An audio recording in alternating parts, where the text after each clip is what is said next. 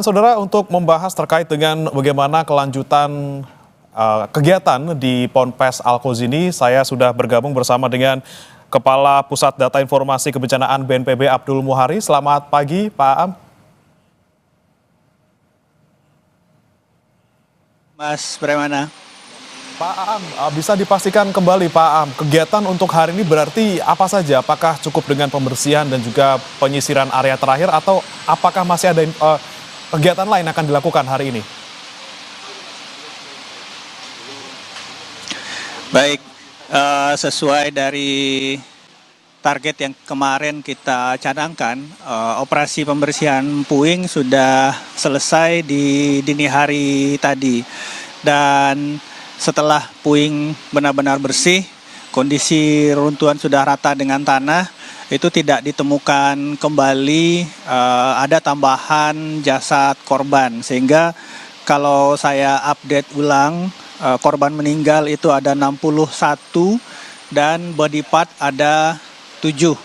Memang dari catatan awal absensi dari pesantren kita mendata ada 63 korban, tetapi 61 itu berupa jasad utuh sudah ditemukan dan saat ini sedang dalam proses identifikasi.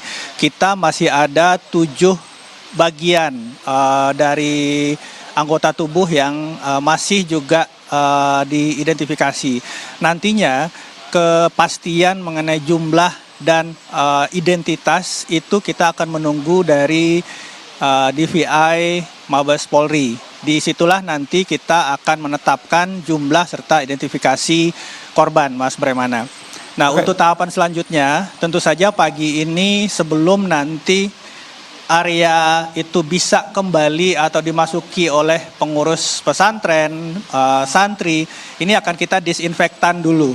Kita disinfektan, kita pastikan ini steril sehingga kemudian bisa dimasuki oleh pengurus Ponpes. Selanjutnya, BNPB juga akan menyisir sekali lagi di tempat pembuangan puing.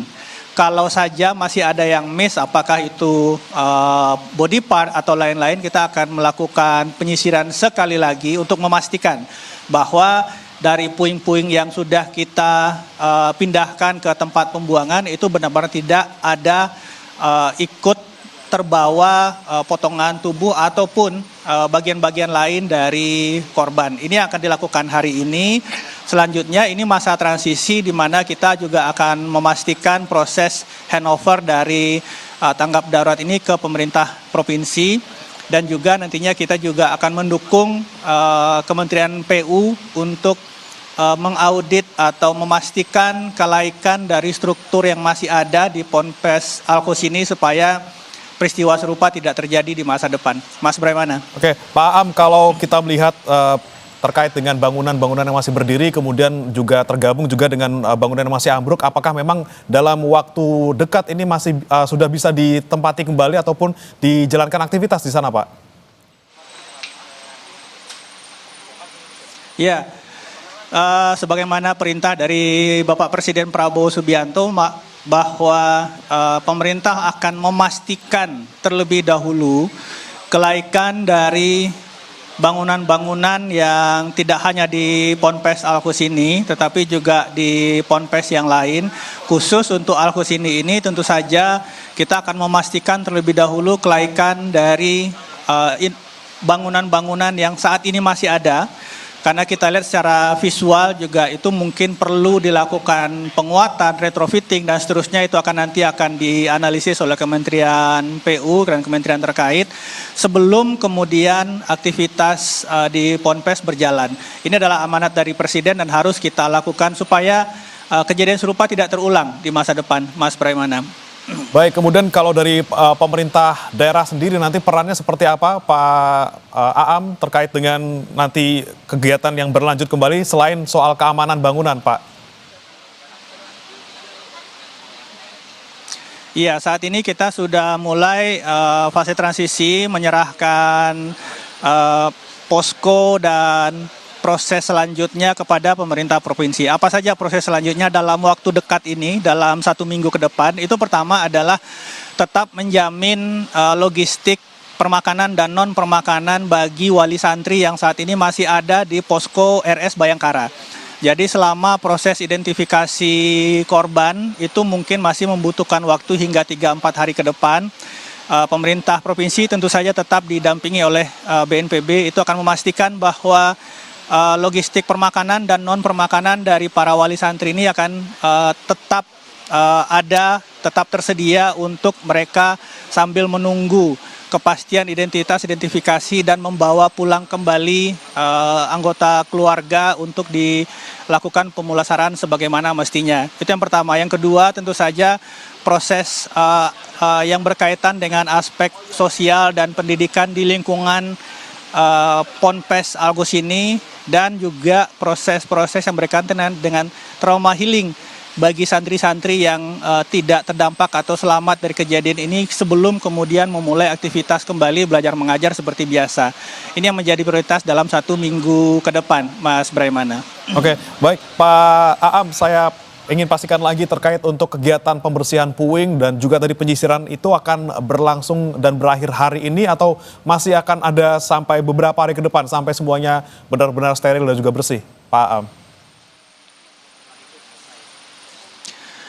Proses pembersihan puing sudah selesai, alat berat pagi ini sudah kita tarik. Berikutnya adalah proses disinfektan di lingkungan operasi.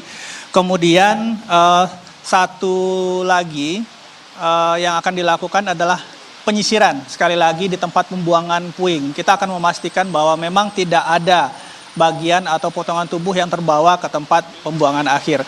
Secara umum untuk proses pembersihan itu sudah selesai di hari ini. Alat berat sudah kita geser keluar dari lokasi.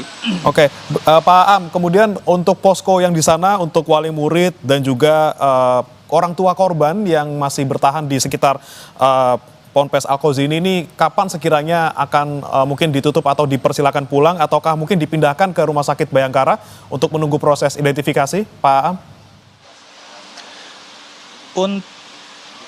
Untuk saat ini, wali santri yang masih bertahan di Ponpes itu hampir tidak ada, karena saat ini sudah berpindah semua ke pos di RS Bayangkara. Karena proses evakuasi atau pencarian korban sudah selesai, puing sudah bersih, artinya semua jasad korban sudah ada di RS Bayangkara untuk proses identifikasi lebih lanjut. Sehingga para wali santri ini saat ini bertahan atau menginap atau menunggu proses identifikasi ini di pos RS Bayangkara. Nah, di pos RS Bayangkara itu tadi yang kami sampaikan, kita tetap menjamin ketersediaan logistik permakanan dan non permakanan, matras, selimut dan lain-lain, termasuk ada satu dapur umum disediakan oleh Pemprov Jawa Timur di situ sampai nanti selesai secara keseluruhan proses identifikasi korban. Mas Braimana. Baik, dari untuk terkait dengan identifikasi, Pak Aam, dari BNPB sendiri akan langsung menyerahkan ke DVI dan kira-kira seperti apa ataupun kapan target selesai untuk semua korban diidentifikasi, Pak Aam?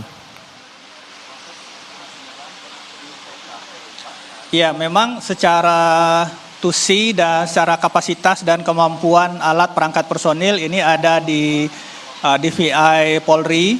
Ini sudah berjalan saat ini dan tentu saja proses ini butuh waktu. Kita tidak bisa membuat target, tapi secepat mungkin kita harapkan dalam 3-4 hari ini bisa selesai karena ini melibatkan analisis DNA dan saat ini ada sekitar 60 kantong jenazah yang akan diidentifikasi, 17 diantaranya sudah selesai. Proses identifikasi dengan analisis DNA ini tentu saja butuh waktu dan kita harapkan sekali lagi para wali santri, kerabat, keluarga bisa bersabar supaya benar-benar nanti hasil yang kita inginkan bisa sesuai dengan yang memang sebagaimana mestinya. Ini mungkin butuh waktu dan kita harapkan kesabaran dari wali santri sekali lagi untuk bisa memastikan tim bekerja dengan baik dan bekerja dengan profesional. Mas Braimana. Ya, Pak Am, kalau dari BNPB sendiri nanti apakah juga akan berkoordinasi dengan pihak kepolisian mungkin nanti terkait pengusutan adanya atau tidak unsur pidana dalam insiden ini? Ya, untuk hal itu mungkin nanti kita serahkan kepada pihak kepolisian ya. BNPB memastikan seluruh proses tanggap darurat ini bisa berjalan sebagaimana mestinya. Dan nanti setelah proses identifikasi selesai, kita benar-benar bisa menetapkan jumlah korban dan identitas dari korban. Ini yang menjadi fokus atensi dari BNPB, Mas Bremana. Baik, terima kasih Pak Abdul Muhari, Kapus Datin BNPB sudah bergabung bersama kami di Breaking News Kompas TV. Selamat pagi Pak AA.